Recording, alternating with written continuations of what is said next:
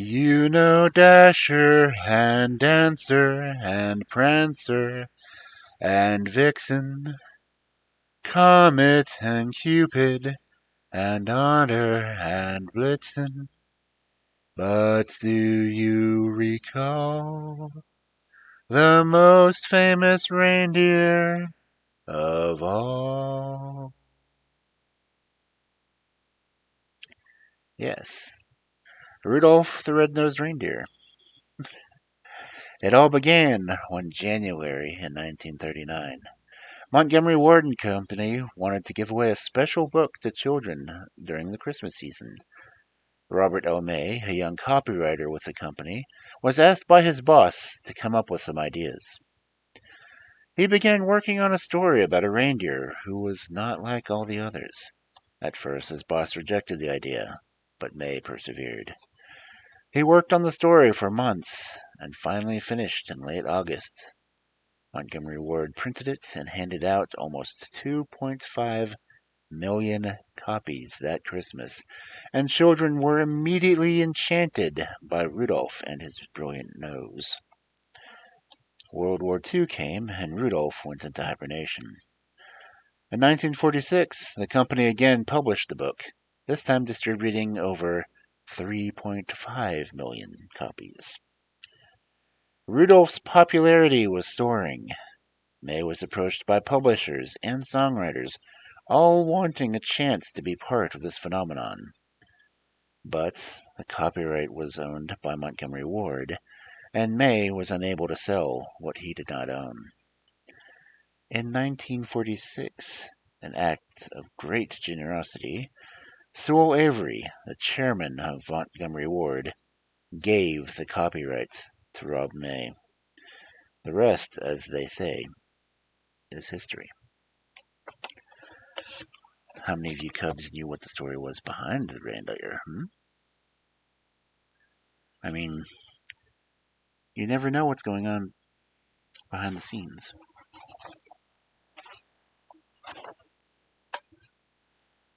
For 50 years, the story of the lonely reindeer with a big, bright nose had gladdened the hearts of young and old alike. What child doesn't identify with the forlorn youngster who is laughed at and shunned because he appears to be different? What child doesn't thrill to hear Rudolph's triumphant return after guiding Santa Claus's sleigh through that extra dark and foggy night? Now, this book that I have is a reprint of the original. It's from the Golden Anniversary, so my book was the 50th anniversary copy that I have. And now, I'm going to read it to you. Rudolph the Red-Nosed Reindeer. Written for Montgomery Ward by Robert L. May. 'Twas the night... 'Twas the day before Christmas, and all through the hills the reindeer were playing, enjoying the spells of skating and coasting and climbing the willows and hopscotch and leapfrog, protected by pillows. While every so often they'd stop to call names at one little reindeer not allowed in their games. "Ha ha! Look at Rudolph! His nose is a sight! It's as red as a beet's, twice as big, twice as bright!" When Rudolph just wept, what else could he do? He knew that the things they were saying were true.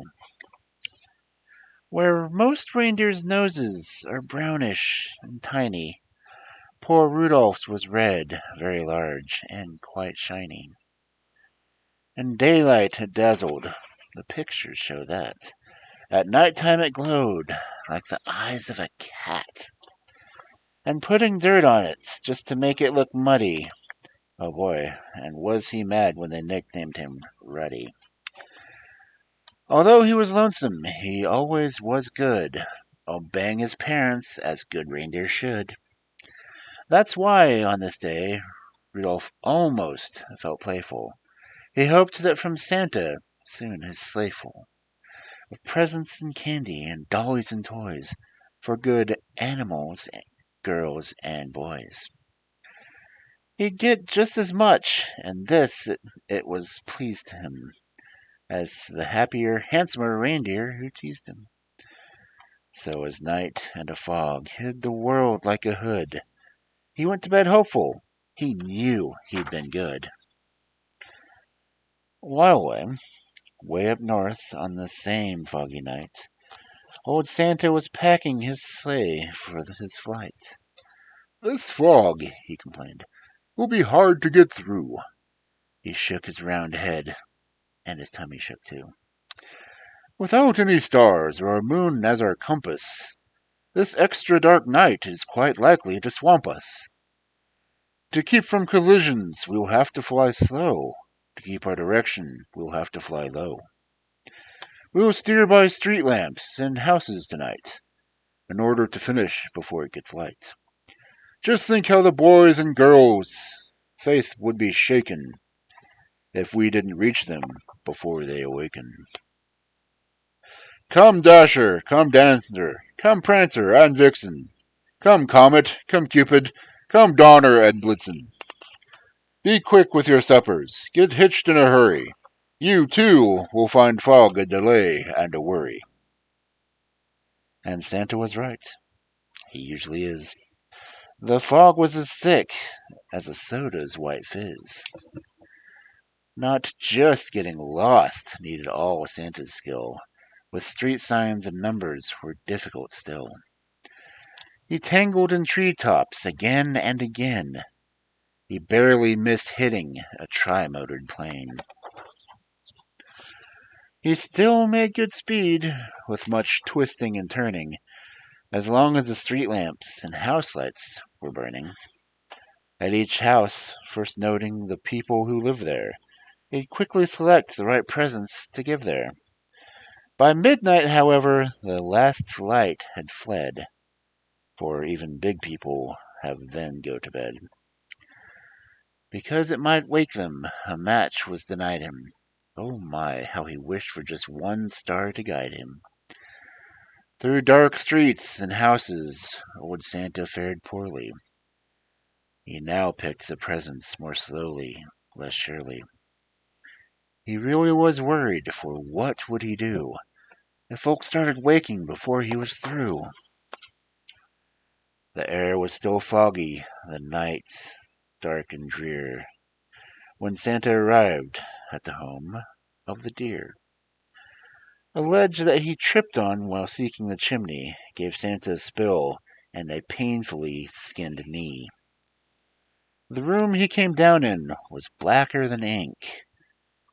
He winced from a chair, and then he found it, a sink.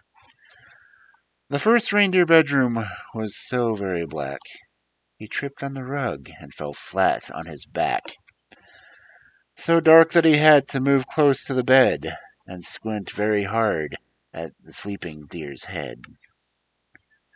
Before he could choose the right kind of toy, a doll for a girl, a train for a boy. But all this took time and filled Santa with gloom, while slowly he groped forward to the next reindeer's room. The door he'd just opened when, to his surprise, a dim but quite definite light met his eyes. The lamp wasn't burning, the glow came instead from something that lay at the head of the bed. And there lay, but wait now, what would you suppose? The glowing, you guessed it, was Rudolph's red nose. This room was so easy, this one little light let Santa pick quickly the gifts that were right. How happy he was till he went out the door. The rest of the house was as black as before. So black it made every step a dark mystery. And then came the greatest idea in history. He went back to Rudolph and started to shake him. Of course, very gently, in order to wake him. And Rudolph could scarcely believe his own eyes. You can just imagine his joy and surprise at seeing who stood there, so real, so near, when telling the tale we've already told here. Poor Santa's sad tale of distress and delay, the fog and the darkness, and losing the way. The horrible fear that some children might waken before his complete Christmas trip had been taken. "And you," he told Rudolph, "may yet save the day. Your wonderful forehead may yet pave the way. For a wonderful triumph it actually might." Old Santa, you notice, was extra polite to Rudolph regarding his wonderful forehead. To call it a big shiny nose would sound horrid. "I need you," said Santa, "to help me tonight, to lead all my deer on the rest of our flight." And Rudolph broke out into such a big grin, it almost connected his ears to his chin. A note for his folks, he dashed off in a hurry. "I've come to help Santa," he wrote. "Do not worry." Said Santa, "My sleigh, I'll bring it down to the lawn. I'll stick in the chimney," and flash, he was gone. So Rudolph pranced out through the door, very gay, and took his proud place at the head of the sleigh. All the rest of the night, well, what would you guess? Old Santa's idea was a brilliant success. And brilliant was almost no word for the way that Rudolph directed the deer and the sleigh. In spite of the fog, they flew quickly and low, and made such good use of the wonderful glow. For Rudolph's forehead, at each intersection, that not even once did they lose their direction. While as for the houses and streets with no sign on 'em, they merely flew close so that Rudolph could shine on 'em. To tell who lived there and just what to give whom, they'd fly by each window and peek in the room. Old Santa always knew that which children were good, and minded their parents, and ate as they should. So Santa selected the gift that was right, while Rudolph's forehead gave just enough light. It all went so fast that before it was day, the very last present was given away. The very last stocking was filled to the top, just as the sun was preparing to pop. This sun woke the reindeer in Rudolph's hometown. They found a short message that he'd written down, then gathered outside to await his return. And were they excited, astonished to learn that Rudolph, the ugliest deer of them all, Rudolph the Red-Nosed, bashful and small, the funny-faced fellow that they always called names and practically never allowed in their games, was now to be envied by all, far and near, for no greater honor can come to a deer than riding with Santa and guiding his sleigh, that number one job on the number one day. The sleigh and its reindeer soon came into view, and Rudolph still led them as downward they flew. Oh boy, he was proud as they came to a landing, right where his handsomer playmates were standing. These bad deer, who used to do nothing but tease him, would now have done anything only to please him. They felt even sorrier they had been bad, when Santa said, "Rudolph, I never have had a deer quite so brave or so brilliant as you, at fighting back fog and at guiding me through. By you, last night's journey was actually lost. Without you, I'm certain we'd all have been lost. I hope you'll continue to keep us from grief on future dark trips as Commander-in-Chief." But Rudolph just blushed from his head to his toes until his whole body was as red as his nose. The crowd first applauded, then started to screech, "Hooray for Rudolph!" and "We want a speech!" But Rudolph was bashful, despite being a hero, and tired. His sleep on the trip totaled 0. And that's why his speech was just brief and not bright. "Merry Christmas to all, and to all a good night." And that's why, whenever it's foggy and gray, it's Rudolph the Red-Nosed Reindeer who guides Santa's sleigh.